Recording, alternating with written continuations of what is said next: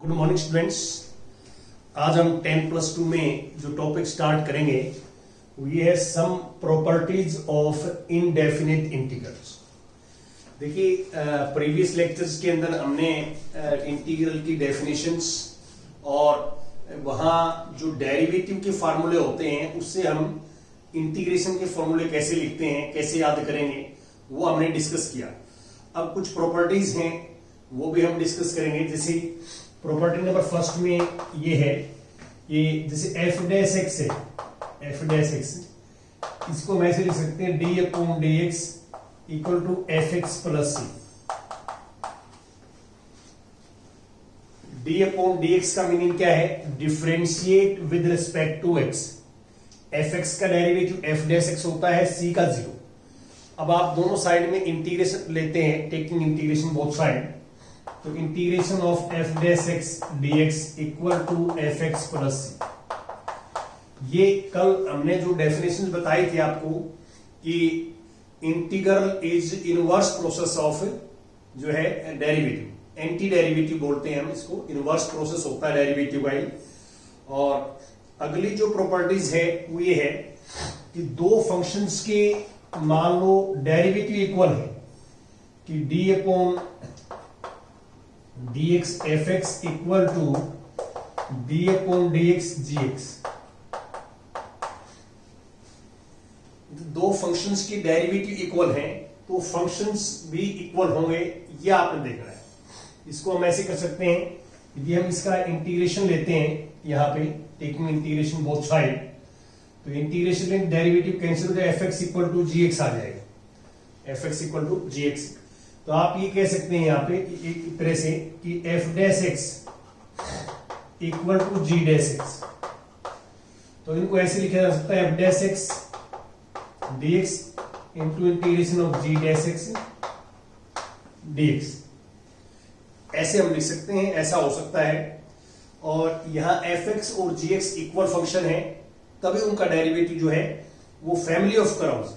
यहां पे ये बताना चाह रहा है कि दो जो है फंक्शंस का डेरिवेटिव सेम हो तो उनका जो इंटीग्रेशन आएगा वो सेम फैमिली ऑफ कर्व देगा हमारे को, क्योंकि हम कांस्टेंट ऑफ इंटीग्रेशन ऐड कर देते हैं तो सेम फैमिली, उनको हम इक्विवेलेंस रिलेशन ही बोल सकते हैं। इक्विवेलेंस जो है वो फैमिलीज हो जाएंगी दोनों आपस में।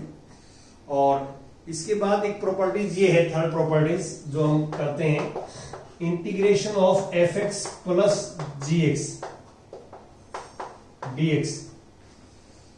तो यहां पे प्लस भी हो सकता है, बीच में माइनस भी हो सकता है, तो इसके हम दो इंटीग्रेशन अलग अलग बना सकते हैं। फर्स्ट इंटीग्रेशन तो ये हो जाएगा कि integration F X D X plus minus, और इसका हो जाएगा integration of G X dx.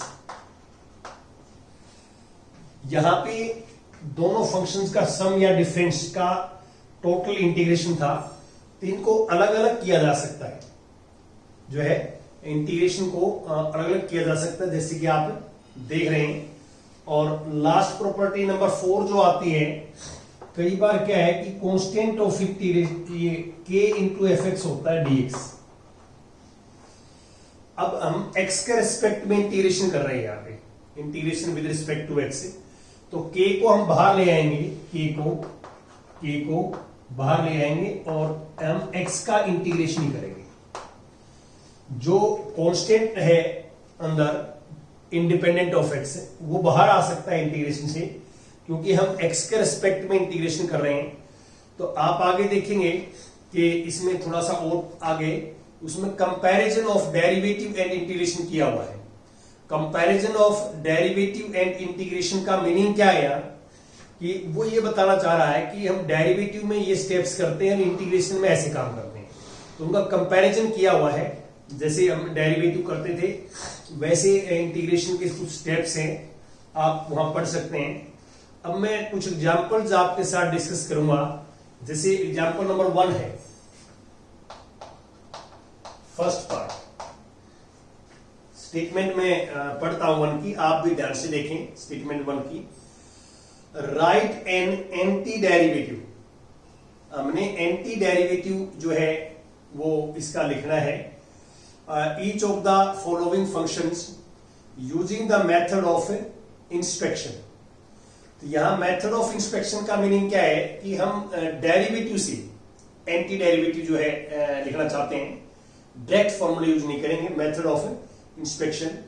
जैसे सबसे पहले cos 2x है, हम ये जो है सोचेंगे कि cos 2x किस फंक्शन का डेरिवेटिव है।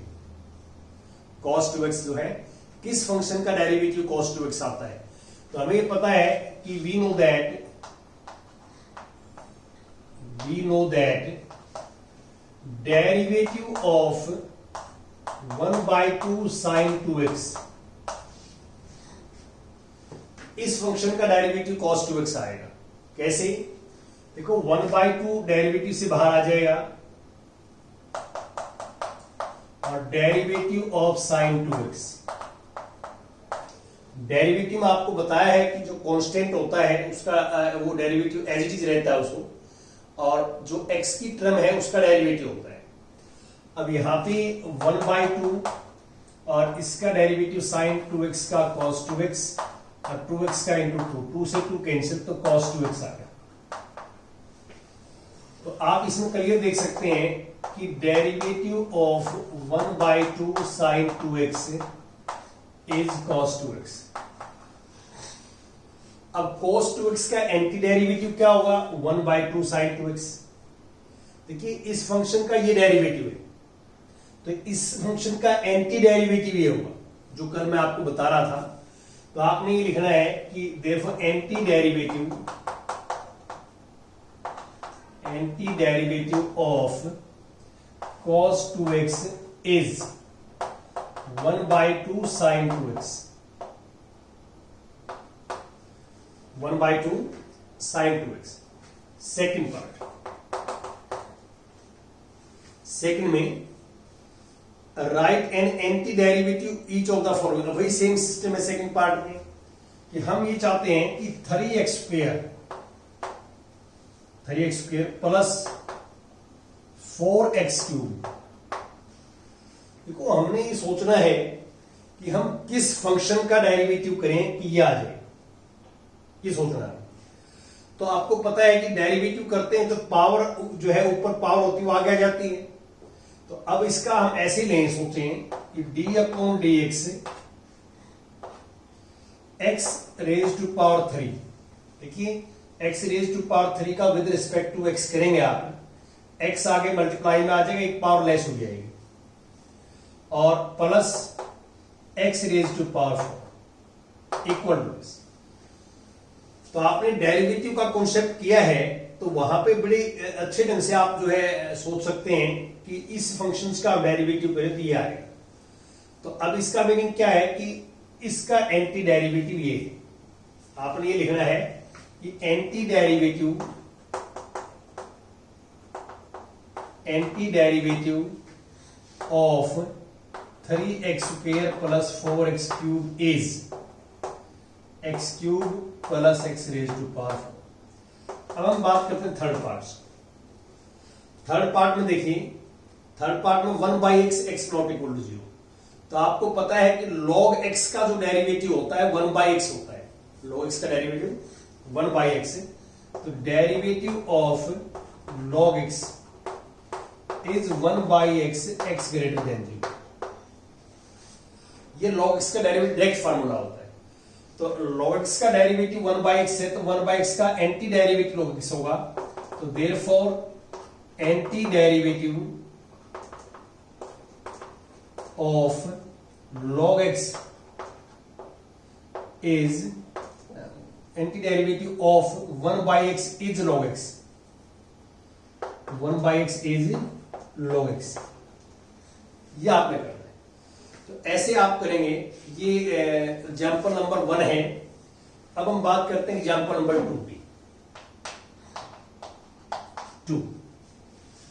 2 में स्टेटमेंट में पढ़ रहता हूं 2 में कि फाइंड द फॉलोइंग इंटीग्रल्स। हमें ये कुछ इंटीग्रल्स फाइंड आउट करने हैं। यहां देखिए इंटीग्रेशन फर्स्ट पार्ट में integral x³ minus 1/x² dx, ये इंटीग्रल है। देखिए यहाँ पे धीरे धीरे इंटीग्रेशन के रूल स्टार्ट हो जाएंगे जो आपने ध्यान रखने हैं और आप अलग से इनको नोट कर सकते हैं कि ये रूल्स हैं इंटीग्रेशन के। अब फर्स्ट रूल ये है कि न्यूमरेटर में मतलब जो है ज्यादा पावर है डिनोमिनेटर से या इक्वल है तो हम डिवाइड करेंगे। Power of numerator is greater than equal to denominator तो वी डिवाइड, ये रूल है। ये रूल देखे, rule power of numerator is greater than equal to power of denominator तो we divide, then we divide, हम divide करें। देखो divide करने की अलग अलग मेथड हो सकते हैं, आप लॉन्ग डिवीजन मेथड से भी कर सकते हैं और यहां पे सेपरेट द एलसीएम से भी कर सकते हैं। सेपरेट द एलसीएम एक ही बात है। तो इसके इक्वल अब हमने ऐसे लिखा X cube minus 1 upon X square DX. तो this upon this, this upon this, तो इसको हम बोलते हैं डिवाइड करने का एक रूल है ये। इसको ये डिवाइड ही मान लो आप डीएक्स। अब इससे ही पावर कैंसिल होता है, एक्स आ जाएगा और ये जो है अलग से करेंगे तो 1 बाई एक्स स्क्वायर डीएक्स। क्योंकि यहां पे न्यूमरेटर में एक्स नहीं है, डिनोमिनेटर में एक्स है, तो पहले इस एक्स को ऊपर ले जाएंगे। आपको पता है कि पावर जो है वो नेगेटिव हो जाएगी, X raise to power minus 2 D X. अब आपका जो फॉर्मूला होता है X raise to power N का, जो फर्स्ट फॉर्मूला बताया था इंटीग्रेशन का आपको, X raise to power N, तो यहां पे 1 पावर है तो एक power increase upon power. 1 power तो ऑलरेडी पहले है ही, यहाँ पे एक पावर और इंक्रीज करेंगे 1 पावर, तो 1 प्लस 1 2, और जितनी पावर आएगी डिवाइड में देख लेंगे। और यहां भी एक पावर इंक्रीज अपॉन पावर, इसमें इंक्रीज करेंगे तो -1 -1 प्लस पावर प्लस करेंगे, इस बात का ध्यान रखेंगे, पावर प्लस करेंगे। तो यहां आपने इसमें एक पावर प्लस करेंगे तो -1 प्लस 1 तो -1 आ जाएगा, -2 प्लस 1 -1 अपॉन दिस। और ये आ जाएगा x square by 2 minus minus plus 1 by x plus. ये हमारे पास जो है वो रिजल्ट आएगा जो आप देख रहे हैं। ठीक है, अब इसमें इसके बाद कुछ और एग्जांपल्स आपके साथ डिस्कस करेंगे।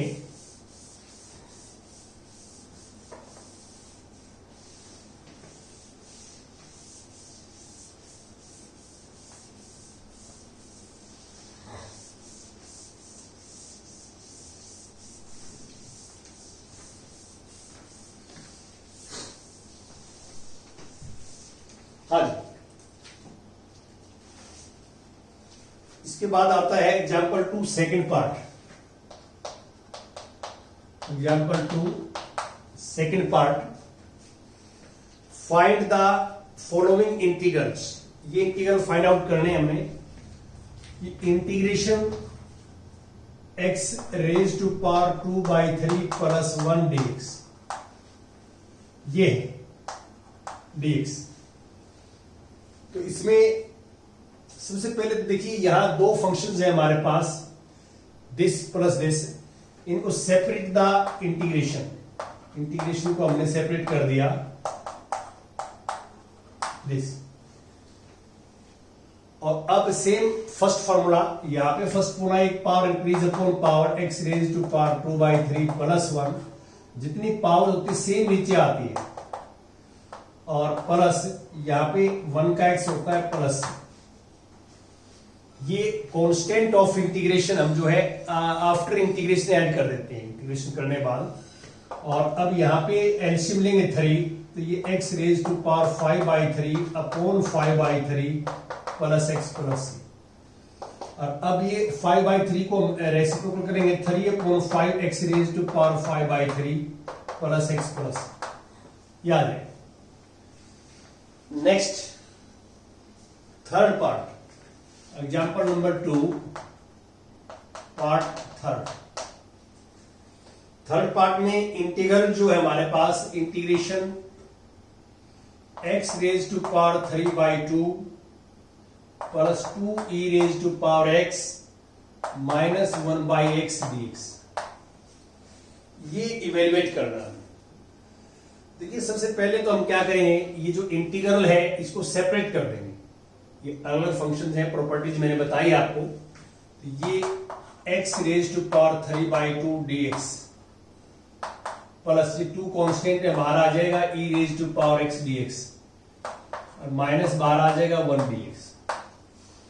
जो कांस्टेंट होता है, जो इंडिपेंडेंट ऑफ x होता है, वो कांस्टेंट है, वो बाहर आ जाएगा इसमें।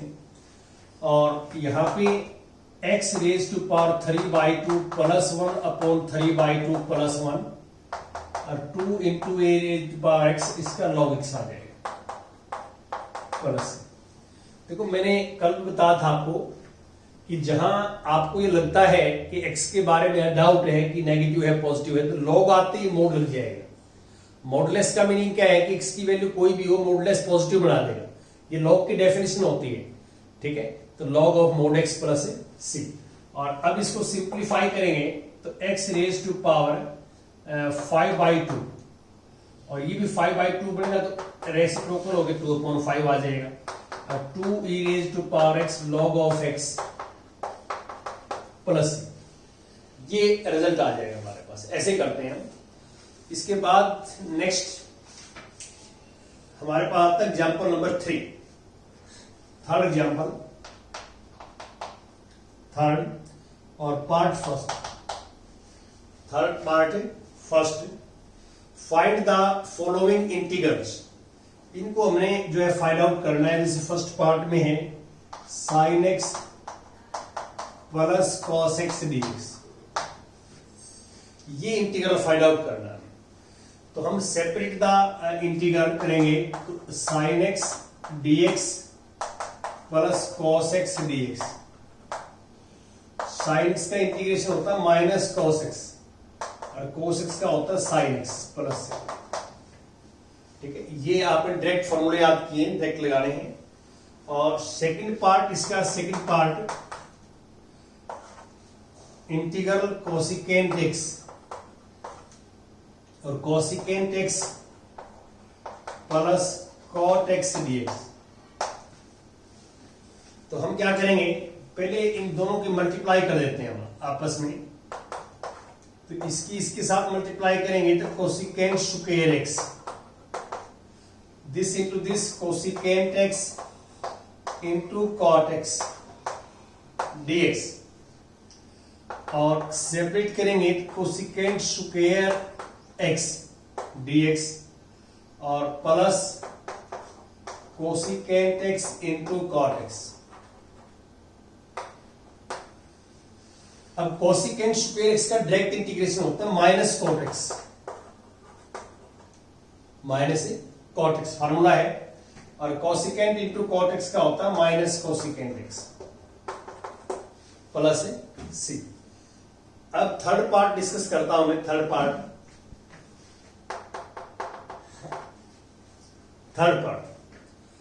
पार्ट में क्या है कि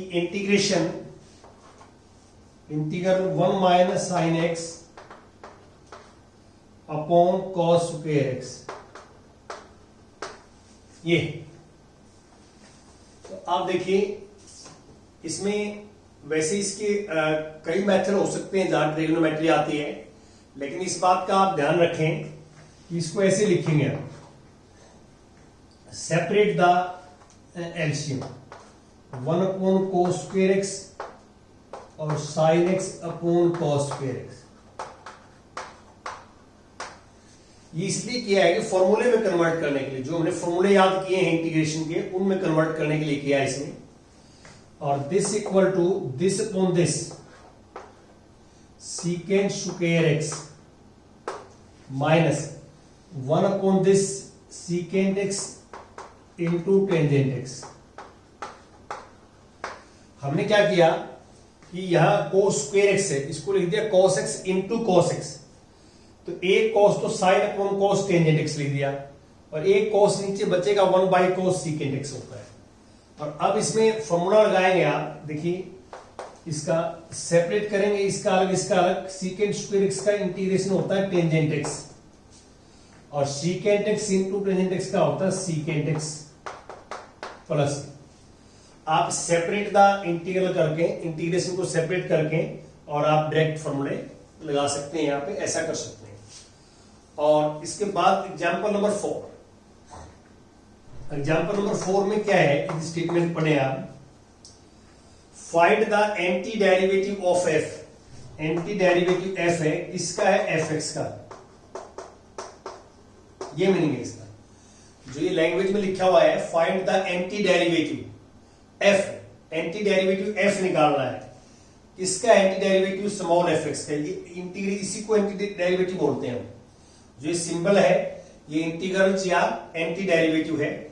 और अब हम एफ एक्स की वैल्यू पुट कर देंगे। देखिए एफ एक्स की वैल्यू हमारे पास है 4x³ -6 और dx। अब सेपरेट करेंगे तो 4x³ अलग कर देंगे dx और -6 अलग कर देंगे dx। और दिस इक्वल टू 4 बाहर आ जाएगा, x³ इंटू dx, -6 बाहर आएगा 1 इंटू dx। अब यहां पे 4 इंटू फर्स्ट फॉर्मूला लगाएंगे x 4/4 और ये 6x प्लस 4 से 4 कैंसिल। यहां पे हमारे पास जो fx फंक्शन है, x का फंक्शन आया है इसलिए fx लिख दिया इसको मैंने, x4 6x प्लस, ये हमारे पास fx है।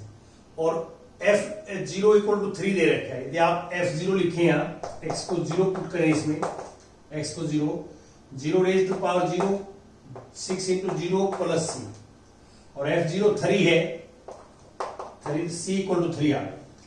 ये c की वैल्यू यहां पुट कर देंगे इसके लिए। तो हमारे पास जो कैपिटल fx आएगा, कैपिटल fx, c की वैल्यू यहां पुट करेंगे, ये कैपिटल f आएगा x4 -6x प्लस 3। ये रिक्वायर्ड फंक्शन आएगा, ये हमें चाहिए। ठीक है, थैंक यू वेरी मच। ये एक्सरसाइज कंप्लीट करने का।